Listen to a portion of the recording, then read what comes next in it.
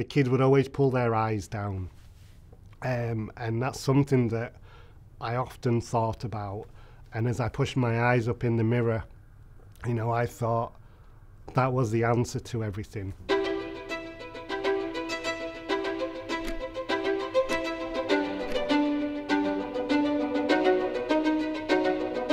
My condition is Treacher Collins. It's something that I was born with. I wasn't born with any cheekbones, so that's why my eyes appear the way they do. I wasn't born with all the parts of my ear, so I've got I call them my little Bart Simpson ears. It's also affected my jaw, so my jaw's a little receded. And that's about it really for Treacher Collins.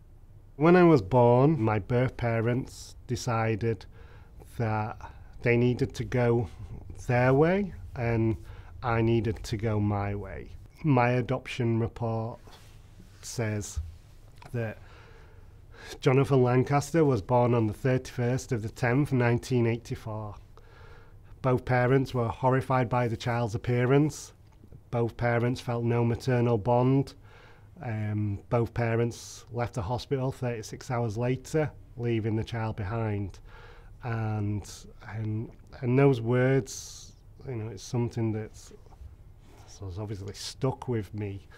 And you know, when I had angrier periods in my life, you know, I focused on those words a lot, and they cut deep. At the age of 5, on the 18th of May 1990, I was adopted by an incredible woman called Jean. She never shied away from a conversation, even the difficult ones about my face and my birth parents. And yeah, she just gave me this incredible foundation, this incredible love for me to live. I was totally unaware how cruel people could be. I started noticing people, groups of people, you know, one would see me and they would second look me, and then they would nudge their friends, the people that they were with. They would point, they all would look, some would laugh, some would just stare. The kids would always pull their eyes down. And that's something that I often thought about. And so I started to look in the mirror as a child, and I always used to push my eyes up to try and make it look like everybody else's. And as I pushed my eyes up in the mirror, you know, I thought that was the answer to everything. Girls would ask me out as a dare or as a joke, and I never really I never experienced any form of dating, any sort of relationship that snowballed into thoughts of I'm never going to be intimate with anybody, I'm never going to have a family, I'm never going to experience love because I look like this. If I had a face like yours, if I had eyes like yours, I'd be happy. By the time I was a teenager, I hated my face, and I didn't want a surgery to improve my face. I wanted the surgery to have a new face. We live in a world obsessed with image and obsessed with looks, and for somebody growing up with Treacher Collins, somebody growing up with a facial difference, I felt like I didn't fit in, and I had to go above and beyond to make friendships. And then 16, 17, 18, I discovered alcohol. So me and my friends would drink, and I would drink excessively, and again, just do anything to entertain them, always at the expense of my own well-being, my own health. And at that point in my life, I had no goals, no ambition, very much hiding away at home. I started to think that I didn't belong in this world. And when I had those thoughts, I never thought about I'm going to take my own life, but I wanted to be in a car accident. I wanted to, as horrible as it sounds, I wanted an illness to take me out of this life. And even saying that, you know, I kind of feel guilty. I did have incredible friends, and one of my friends got me a job working in a bar. my first night at work, it must have lasted an hour. I heard everybody talking, I heard everybody laughing, and instead of serving people, I started to hide away, got a taxi and went home. My friend pushed it and made me go back, and I did. And then a girl called Beth started working in the bar, and I got butterflies every time I saw Beth. She loved Morrissey, Radiohead. She wore skinny jeans and a beret, a big red plastic heart. She did art and dance, and I just thought she was the coolest person ever to walk the earth, and I properly fancied the pants off Beth. One night she came up to me and she was like, "Jono, do you fancy going out for a drink sometime?" And so I just casually was like, "Yeah, if we're all going out for a drink, you should join us." And she was like, "No, just me and you." And in that moment I proper wanted to play it cool, but I was like so giddy and so excited. I was like, "Oh yeah, I'm free tomorrow. In fact, I'm free Tuesday, Wednesday, Thursday, Friday, Saturday, Sunday. When do you want to make this happen?" And she was just like, "Let's hang out tomorrow." Every thought was just running through my head. You know, does she want to ask one of my friends out? Am I the way in? You know, is it just a friendship thing? Is she even going to turn up? Just why? What?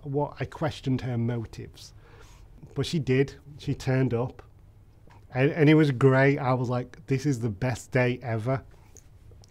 And then all of a sudden, Beth went quiet, and she puts down a glass of wine, and she started to get uncomfortable. And when people get uncomfortable with their words around me, I know that they're going to ask me something about my face or my appearance. Straight away I'm thinking, "Oh, this isn't a date. This isn't cool. This isn't sexy. I've got this wrong." So I'm thinking it's my time to go. It's my time to leave. And Beth's just looking at me, and she sees me looking at the floor, and she's trying to get eye contact with me. And she's like, "Jono, I find myself staring at you all the time."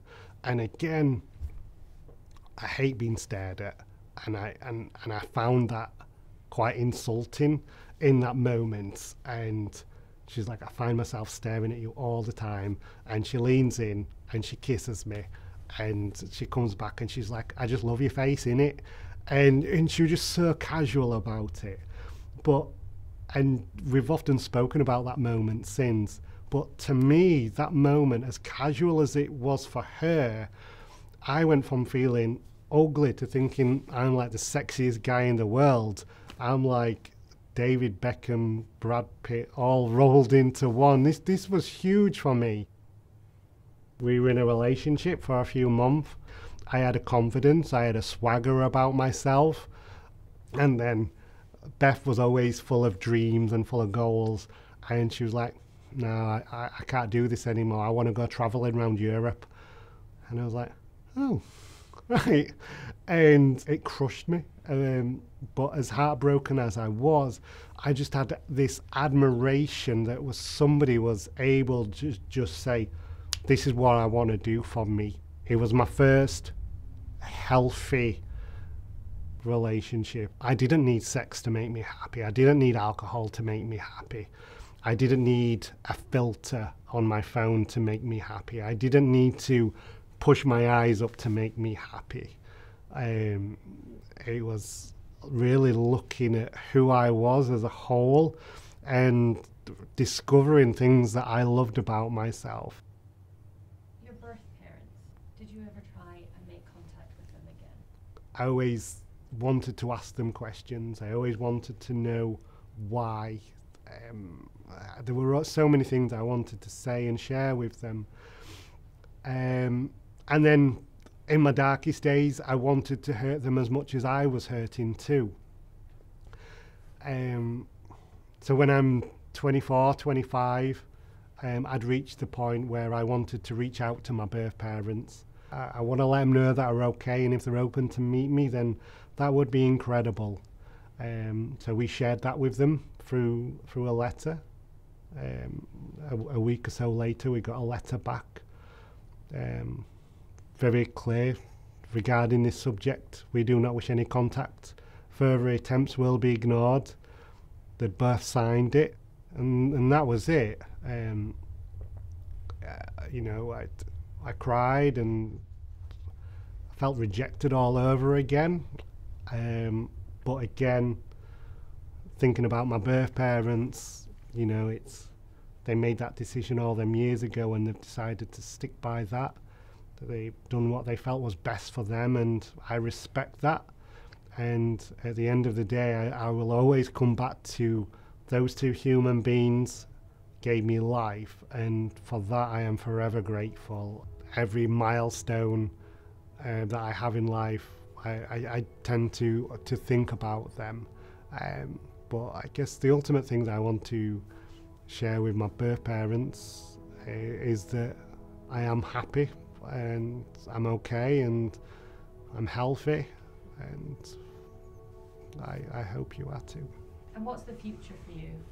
I used to think that my face would prevent me from finding work, would prevent me from finding friendships and love, but it's not about my face. That wouldn't prevent me from finding any of those things.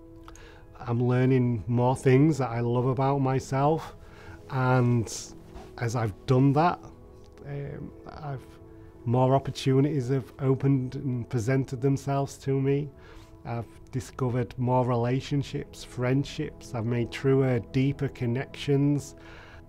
And then now in my 30s, we don't have any conversations about surgeries on my face, because I love my face and I don't want to change it at all.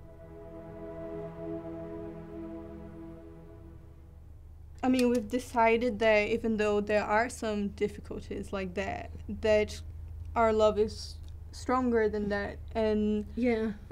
we decided that, you know, we just didn't want to not be together. Yeah. And Oh, you're so lovely. Oh.